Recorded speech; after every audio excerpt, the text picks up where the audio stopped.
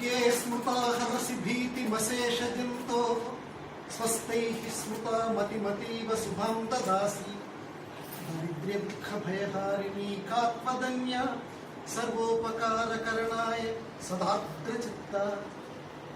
నాకు ఈ జన్మనిచ్చిన ప్రత్యక్ష దైవాలు తాడేపల్లి పార్వతీశ శాస్త్రి సుశీలకి మొట్టమొదట నమస్కారం తెలియజేసుకుంటూ, అలాగే మా తాడేపల్లి వంశానికి ప్రపంచ విఖ్యాతి కలిగించినటువంటి నడిచే దైవంగా ప్రసిద్ధిగాంచిన తాడేపల్లి రాఘవనారాయణ శాస్త్రి గారు, మా పెదనాన్నగారు, వారి పాదపద్మాలకి నమస్కారాలు తెలియజేసుకుంటూ, ఈనాటి ఈ పవిత్రమైనటువంటి ఈ సభలో నాతో పాటు వయస్సులోనూ జ్ఞానంలోనూ సమధికులైనటువంటి పెద్దలకి నా యొక్క పాద నమస్కారాలు తెలియజేసుకుంటూ, వేదికలో నా ముందు కూర్చున్నటువంటి మీ అందరికీ కూడా పేరు పేరున పతంజలి నమస్సుమాంజలి. ముఖ్యంగా ఈరోజు కథానాయకులు గోవిందరావు గారు. నాకు కానీ ఇక్కడ కూర్చున్నటువంటి పెద్దలకి కానీ ఏదైనా సాహిత్య సభలకి ఎవరైనా పిలిస్తే ఏదో వెళ్ళటం, వచ్చి రానటువంటి 4 మాటలు నా బతులు చెప్పటం అది సహజంగా జరుగుతున్నటువంటి ప్రక్రియ. ఇది చాలా విలక్షణమైనటువంటి సభ.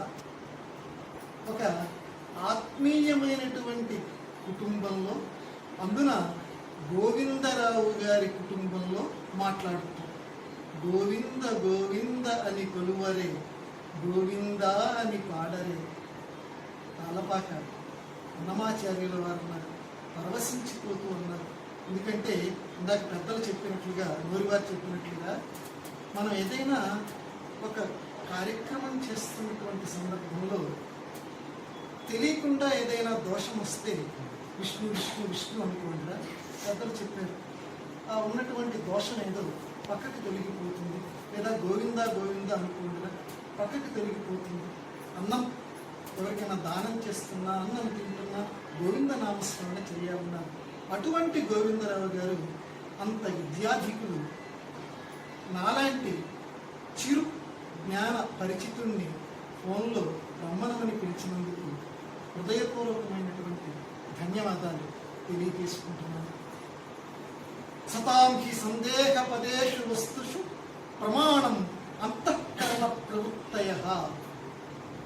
కాళిదాసు మహాకవి అభిజ్ఞాన శాకుంతలమని ఒక గొప్ప నాటకం రాశారు. ఇక్కడ కూర్చున్న వాళ్ళు చాలామందికి తెలుసు. అందులో ఇప్పుడు నేను చెప్పినటువంటి ఈ మాట అన్నారు. దుష్యంత మహారాజు గారు కన్వ మహర్షి లేనటువంటి సమయంలో శకుంతల ఉన్నటువంటి ప్రదేశానికి వెళ్తారు. వెళ్ళిన తర్వాత ఆయనకి అనుమానం వస్తుంది. నా మనస్సు ఎందుకో ఈ శకుంతలని చూస్తే ఇష్టపడుతుంది. నేను క్షత్రియుణ్ణి కాబట్టి నా మనస్సు క్షత్రియ కన్య మీదే లగ్నం కావాలి. కానీ కన్వుడు బ్రాహ్మణుడు, కన్వ మహర్షి కూతురు అంటున్నారు కాబట్టి ఈవిడ బ్రాహ్మణ కన్య కాను.